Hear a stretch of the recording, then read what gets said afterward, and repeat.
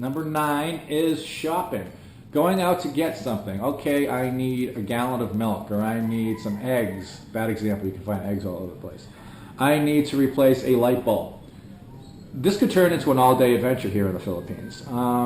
Again, you got to strap on your happy face and just say, okay, I got to do some MacGyver stuff and do some things to try to find this. Because what happens is they'll refer you to store after store after store after store. This happened with a fan blade. One of our fan blades broke. And I went on a misadventure that lasted about 2.5, 3 hours in the heat. It wasn't that much fun. So that's another thing that you're never going to be certain. It's not like going to Walmart or Target and everything's in stock and there's just piles of it everywhere. So there's uncertainty there. Number 10, buying a car or a motorcycle. Do not count on it being that well maintained. I've talked about this in other videos, especially when you're purchasing a car. When you go shopping for a used car in particular, you're going to see some vehicles that are in really bad shape. The windows haven't been maintained. The windshield wiper things aren't working. It's just, this looks like little monkeys have been banging on the interior with hammers.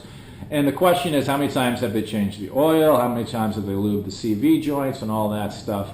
So there's a lot of uncertainty when you're buying a used car, more so than in the West.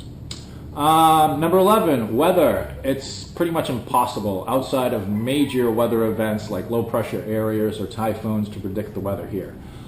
Each of the islands, because of its, usually a mountain peak and all the water around it, creates its own microenvironment, microclimate.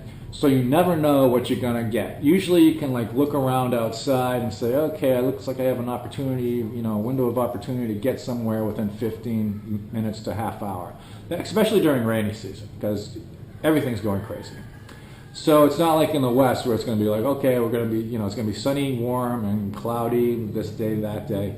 There's a lot of uncertainty here. Number 12, terrorist activity. This is something that you don't have to deal with in the West, usually outside of mass shootings because of, crazy people with guns. But there is terrorist activity in the Philippines. We got Abu Sayyaf, we got MILF, we got MNLF, we got MPA. We actually got MPA here on Negros. But from what I'm hearing, they're pretty chill, they're pretty cool. I guess the beef is with the government.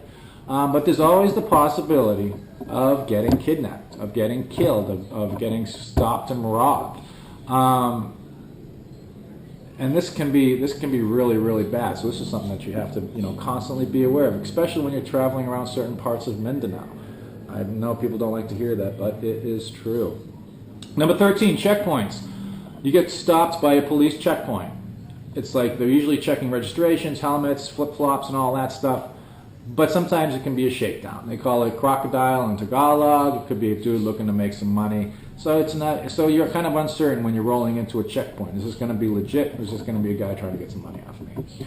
Number 14, buying land. Foreigners cannot own land in the Philippines. So you have to purchase it in your wife or your girlfriend's name. There's a little bit of uncertainty involved in that. You can also buy a condominium, but the condominiums here in the Philippines are very small for the money that you have to spend on it. And when you actually see them, like there's some going up in Cebu right now. They're very wide, but they're about this thick. So if there's like an earthquake or something, these things are just basically going to fall like a domino. So it's kind of scary. So again, we cannot own land here. We have to put it in our Filipina or Filipino's name. So there's a certain bit of trust that you're going to be entrusting them with a good amount of money, because if there's a separation, if you guys go your separate ways, you're probably not going to be able to keep it.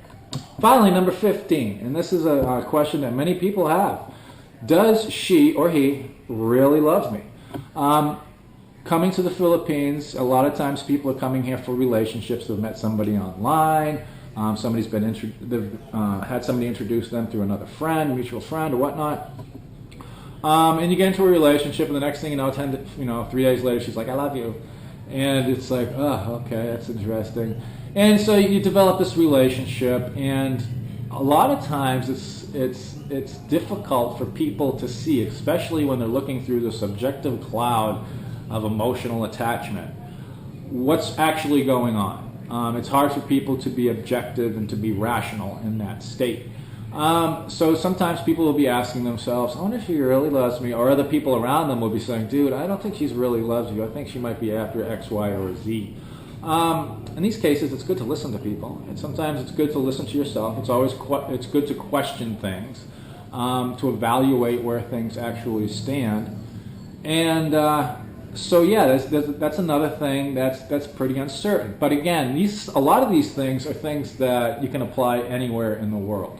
Sometimes, though, in the land behind the looking glass, this is kind of like Alice in Wonderland here sometimes, things are a little less genuine than they actually appear, or a little less certain than they appear, especially when it comes to like the natural disasters, stuff being out of stock, the infrastructure, all that stuff, and purchasing land, banking, having money here.